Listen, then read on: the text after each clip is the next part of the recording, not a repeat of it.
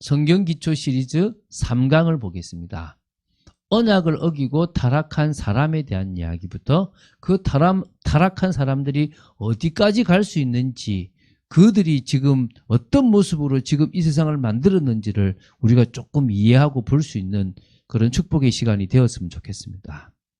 자, 우리 성경 말씀을 합독하겠습니다. 창세기 3장 4절부터 6절 말씀을 다 같이 한 목소리로 합독하도록 하겠습니다.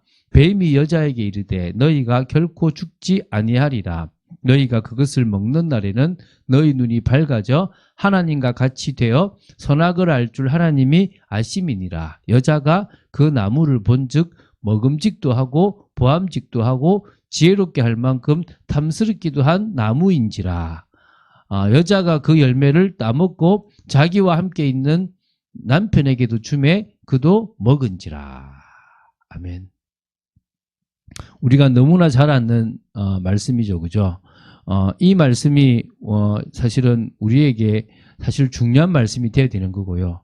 또 더 나아가서 실제적으로 이 말씀을 중요하게 생각하지 못했던 아담 하와 때문에 우리는 지금 이런 저주와 재앙을 받고 있다는 사실을 기억해야 될 줄로 믿습니다. 자, 그러면 하나씩 좀 보도록 하겠습니다. 우리가 이 말씀을 좀 보면서 귀한 시간을 좀 가졌으면 좋겠습니다. 자, 제가 좀 오타가 있네요. 뱀, 사단의 유혹에 빠진 아담과 하와입니다. 이게 지금 우리가 언약을 어기게 된 이유지 않습니까? 결국은 유혹에 빠졌어요. 하나님의 말씀을 어기게 되는 아담과 하와의 배후에는 이 뱀이라는 존재, 사단이라는 존재가 유혹을 했다는 것입니다. 자, 그래서 한번 보면요. 이 뱀, 사단의 실체를 좀 보겠습니다. 원래는 천사였는데 교만으로 인해서 타락하여 사단이 되었죠. 우리가 앞과에서도 좀 배웠는데요. 좀 여기서도 좀 우리가 이제 우리가 세 번째 우리 그 시리즈에서도 봤던 건데 이건 좀 다시 이제 모르는 사람도 있을 거니까 다시 정리하겠습니다. 에스겔 28장 14절부터 15절에 보면 기름 부음을 받고 지키는 그룹들이라고 얘기를 합니다. 그룹이라고요. 그래서 하나님의 성산을 이렇게 왕래했던 존재고요. 그곳에 있을 정도로 복을 받았는데 마침내 불의가 그에게서 드러났다라고 에스겔서 28장에 나와요. 이사야 14장 12절 14절에 보면 너 아침의 아들 계명성이여라고 하면서 어찌 그리 땅에 찍혔느냐. 그래서 네가 지극히 높은 이와 같아지겠다라고 교만했다. 불의가 드러났다라고 이제 다시 말하면 하나님과 같이 되려고 했다는 모습들이 나온다는 거예요. 계시록 12장 9절에도 보면 큰 용이 하늘에서부터 쫓긴 거예요. 근데 그 큰 용을 다른 말로 옛뱀이라고 하는 거예요. 이 창세기 3장에 출연했던 옛뱀이라고 하는 거죠. 근데 사단이라고도 하고 마귀라고도 하는데 땅으로 쫓겨난 그가 온 천하를 꿰는 자라는 거예요. 자기만 쫓겨난 것이 아니라 자기의 사자들까지도 같이 쫓겨났다고 얘기를 하고 있습니다. 지금 마귀와 귀신들이 이 세상에 역사하고 죄 있는 인간들을 통해서 계속 세상을 망쳐가고 있는 모습들이 있죠. 그래서요, 이 사단 마귀가요, 뱀의 모습으로 아담과 하와를 속이고 유혹했다는 거예요. 그래서 보면 들짐승 중에 뱀이 가장 간교하더라. 여기 지금 들짐승이란 말은 다리를 4개 가지고 들에서 뛰어다니는 그런 포유류 같은 그런 존재를 말해요. 그런데 그 들짐승 중에서 뱀이 가장 간교한 존재였다는 겁니다. 근데 그 뱀이요, 4가지 방식으로 사람을 유혹하는데 첫 번째가 하나님의 말씀을 의심케 하는 거예요. 이렇게 얘기해요. 이제 여자에게 묻죠. 하나님이 참으로 너희에게 동산 모든 나무의 열매를 먹지 말라고 하더냐. 야, 내가 들어봤는데 하나님이 먹지 말라고 했다며? 동산 모든 씨가 다 먹지 말라고 한 거야? 라고 얘기하는 거예요. 예를 들면 제가 그런 거죠. 누구한테 소문을 좀 들었어요. 조금 알아요. 근데 일부러 모르는 척 하면서 하나를 툭 던지는 거예요. 이 상태를 보려고요. 제대로 알고 있는가 모르고 있는가 이렇게 툭 던져보는 거예요. 그러면서 이제 뭐냐 2절에 이제 여자가 말하죠. 동산의 열매를 우리가 먹을 수 있으나 동산 중앙에 있는 나무의 열매는 하나님의 말씀에 너희는 먹지도 말고 만지지도 말라. 너희가 죽을까 하노라 하셨다는 거죠. 그러니까 조금 왜곡된 거죠. 이게 무슨 말입니까? 죽는다. 반드시 죽는다. 정령 죽는다. 이거를 뭡니까? 야, 죽을 수도 있대. 하나님이 다 먹지 말라고 한 건 아니고 동산 중앙에 있는 나무는 먹지 말라고 했는데 먹으면 죽을 수도 있대. 조금 흐려져 있구나. 이때 이제 뭡니까? 뱀이 뭐라고 하냐면 여자에게 이르되 너희가 결코 죽지 아니하리라. 그 거짓말이야. 누가 거짓말하고 있습니까? 자기가 거짓말하고 있어요. 그런데 뭐라고요? 그거 거짓말이야. 아니야. 사실은 너가 그거 먹는 날에는 네 눈이 밝아져 하나님같이 되니까 그 선악을 판단하는 하나님이 판단하는 것처럼 판단하게 될 거니까 그걸 알고 먹지 말라고 하는 거야. 너한테 더 좋아. 더 좋아지는 걸 하나님이 막으려고 하는 거야 라고 딱 부인시켜버린 겁니다. 그러니까 뭡니까?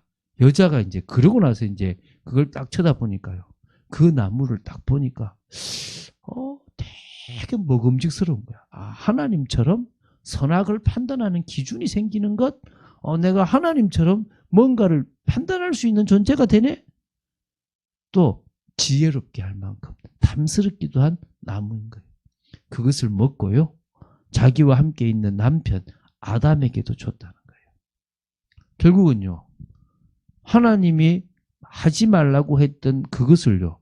전체적인 것으로 만들어버리고 그것에 조금 왜곡되어 있고 잘못되어 있는 부분을 뭡니까? 부인해서 아니라는 것처럼 만들어버리면서 결국은 불순종으로 이끌어가는 거예요.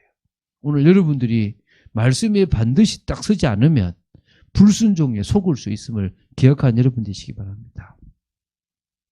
자, 그래서요. 이 뱀 사단에게 속은 결과를 우리는 알고 있잖아요. 3장 7절에요. 아담과 하와의 눈이 밝아진 거예요. 다시 말하면요. 선악을 판단하는 기준이 생겨버린 거예요. 그 벗은 것, 부끄러운 것, 이게 부끄럽고 이게 수치라는 것을 아는 거예요. 그래서 무화과 나무 잎을 엮어서 치마로 삼는, 이게 종교이기도 한데 그런 눈은 밝아졌는데 그게 오히려 죄로 이어져 버리는, 선악을 알았는데 악 때문에 결국 더 죄를 지어져 버리는 모습으로 가버린다. 3장 8절에요. 그러니까 이제 뭡니까? 범죄한 그들은 이제 여호와 앞에 나오기가 부끄럽고 이제 죽을 것과 두렵단 말입니다. 그러니까 뭐죠? 어떻게 합니까? 여호와의 낯을 피하여 동산나무 사이에 숨게 되는 거예요. 이 동산나무 사이에 왜 숨습니까? 두려운 거예요. 두려운 거. 그래서 3장 16절부터 20절에 보면 이제 하나님이 벌을 내리시는 거예요. 물론 그 전에 15절에 복음 주셨지만 이제 벌을 내리셨는데 아담과 하와에게요. 아담에게는 정말 땀을 흘려야 되는, 또 흙으로 돌아가는, 여자는 뭡니까? 하와에게는 해산의 고통과 남편을 사모하는 그런, 이게 결국은 같이 바라지만 채우지 못하고 결국은 같이 망할 수밖에 없는 인생을 만들어 놓은 겁니다. 그래서 에덴 동산에서 쫓아내셨죠. 왜? 생명나무를 먹으면 안 되기 때문에 하나님께서 생명나무를 먹지 못하도록 불칼 이렇게 화영금으로 지켰다라는 것이 나오는 거죠. 자, 그리고 이제 뭡니까? 그때부터 이제 인간은 에덴 동산에서 쫓겨나서 이제 고통 속에 살아가게 되는 겁니다. 근데 그러면서 이제 다시 언약을 지키고 응답을 받아 누리고 하나님과 함께 해야 되는데 계속 인간은 어떻게 됩니까?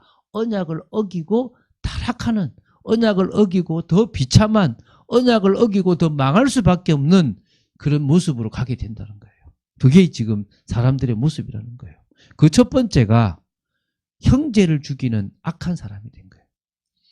어찌 보면 가장 사랑해야 될 남도 아닌 자기 형제인데, 자기 동생인데 죽이게 되죠. 이게 뭡니까? 가인과 아벨인 겁니다.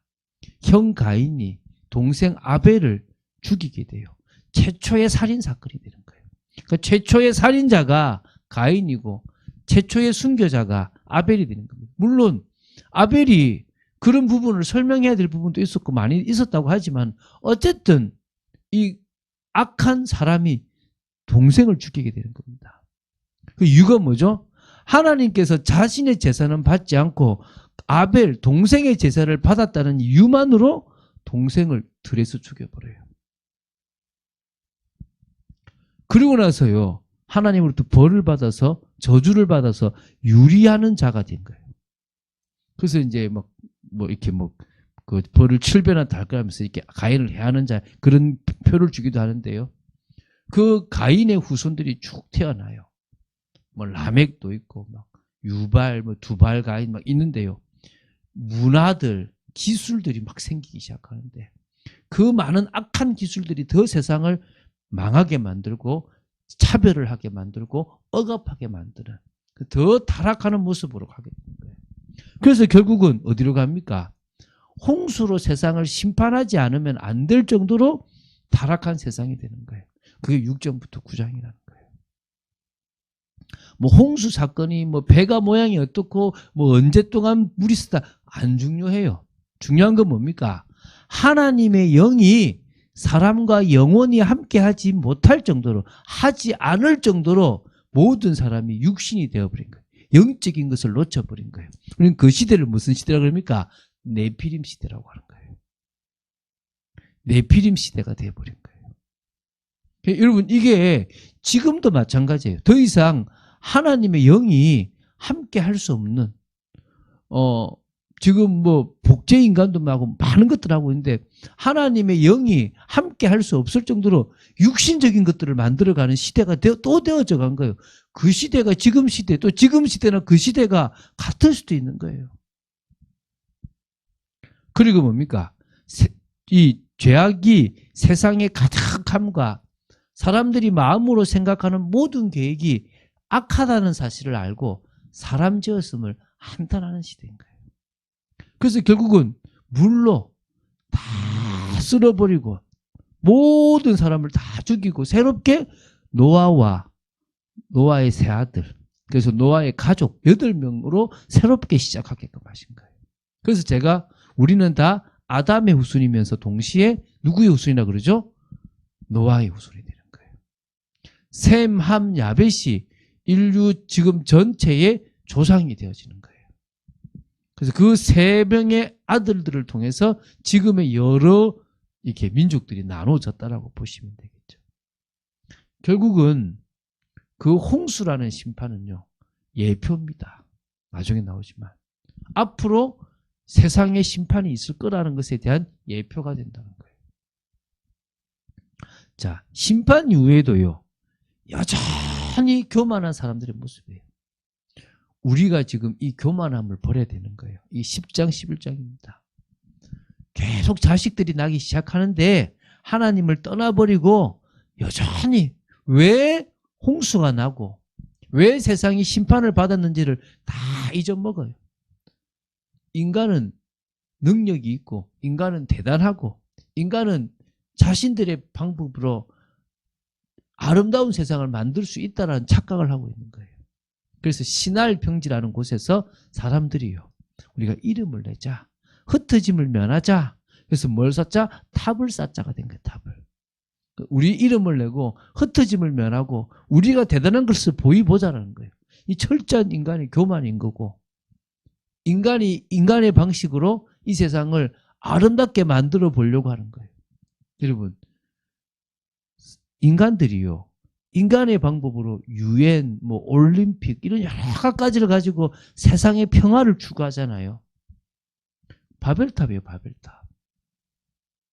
세상은 하나다. 우리는 우리 힘으로 더 이상 실패하지 않는 세상을 만들 수 있다는 거예요. 만들 수 없어요. 그것만큼에서 사실 무너져요. 하나님의 뜻과 반대잖아요. 하나님은 생육하고 번성하고 충만하고 정복하고 다스리라. 흩어지라고 하는 거예요. 전 세계 모든 곳에 가서 당신의 나라를 이루기를 원하시는 거예요. 그런데 인간이 그 교만함을 버리지 않고 인간의 힘으로 하려고 하니까 결국은 하나님께서요, 언어를 혼잡게 하시러 오신 거예요. 그걸 바벨이라고 하는 거예요.